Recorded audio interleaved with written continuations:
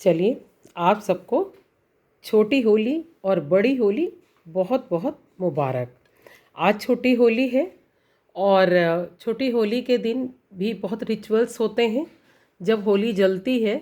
और ये देखिए 8 दिवसीय त्यौहार माना जाता है।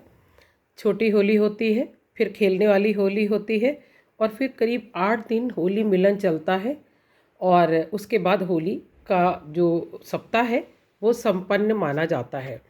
तो आज हम आपको दिखाते हैं, आज छोटी होली है और हम दिखाते हैं कि मैंने होली की तैयारी में क्या क्या किया है और क्यों किया है और क्या क्या होता है। मुझे लगता है सबके यहाँ करीब करीब वही चीज़ें होती होंगी। तो देखिए, मैंने ये थाली बना ली है। ये जब होली जलेगी शाम को तो उसमें ये चीज़ें अर्पित करके ही होली तापी जाती है। तो देखिए, ये तो चिप्स पापड़ वगैरह हैं। ये गुजिया बड़ा कंपलसरी है, ये देखिए। और ये भी बहुत सारे सामान जो मैंने अभी बनाया है, ये देखिए सब सेल्फ मेड है। जो भी मैंने बनाया है ये सब मैं अभी जाते समय तापते समय इस थाली में रखूँगी। तो गुजिया बहुत घर की होममेड बनना बहुत ज़रूरी होती है, तो वो भी मैंने बनाया है। और ये देखिए, जब होली आप लोग जानते हैं होली हम लोग क्यों तापते हैं। तो होली में विशेष तौर पे अग्नि की पूजा करने के लिए, ताकि बुरी चीज़ों का अंत हो और अच्छी चीज़ें जागृत हो, इसलिए होली तापी जाती है। जगह जगह होली जलाई जाती है। इसकी जो कथा है वो सबको मालूम होगी कि होलिका का दहन हुआ था और प्रहलाद की रक्षा हुई थी। तो इस तरह से हम लोग भी होली को मनाते हैं। और होली जब जल जाती है तो देखिए, स्पेशली हम लोग ये जो पकवान बनाते हैं ये ज़रूर ले जाते हैं। उसके अलावा ये अबीर वगैरह जो है ये ज़रूर ले जाते हैं और सबसे पहले जल चढ़ाते हैं। उसके बाद ये सब खाने की चीज़ें जो है वो होलिका को अर्पित करते हैं।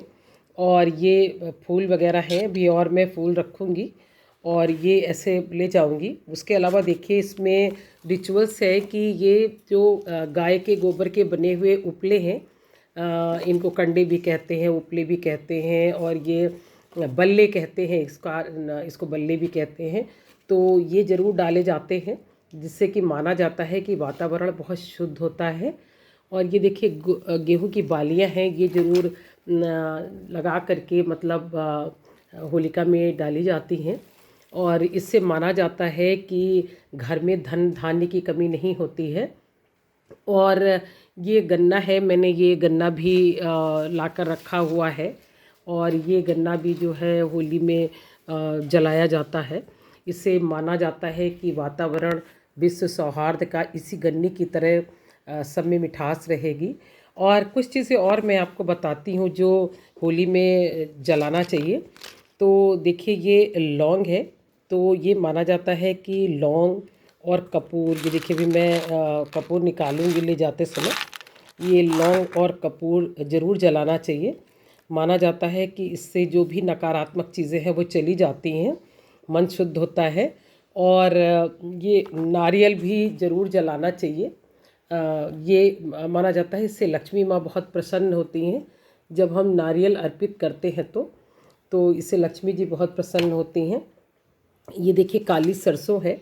ये सरसों भी ये माना जाता है कि ये जो सरसों है, इससे जो है जितनी भी नज़र या निगेटिव चीज़ें हैं वो भी होलिका में जलकर ख़त्म हो जाती हैं और सुख समृद्धि और पॉजिटिविटी आती है।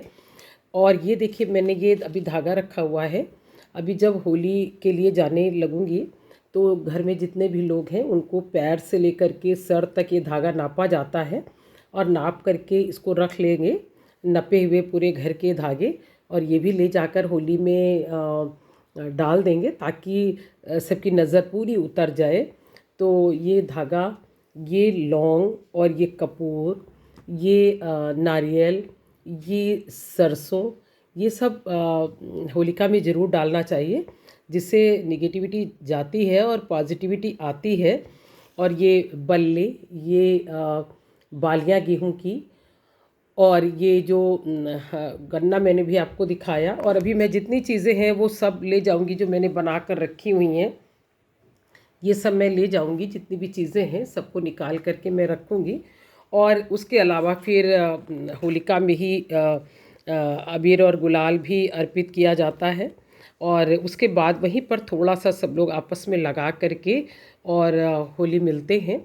और ये माना जाता है कि ये भी कहा जाता है, देखिए रंग है, ये भी मैंने, ये बड़ी होली के दिन रंग खेला जाएगा, तो मैंने जो भी जितना खेलता हो, कोई ऐसा कंपल्सन नहीं है।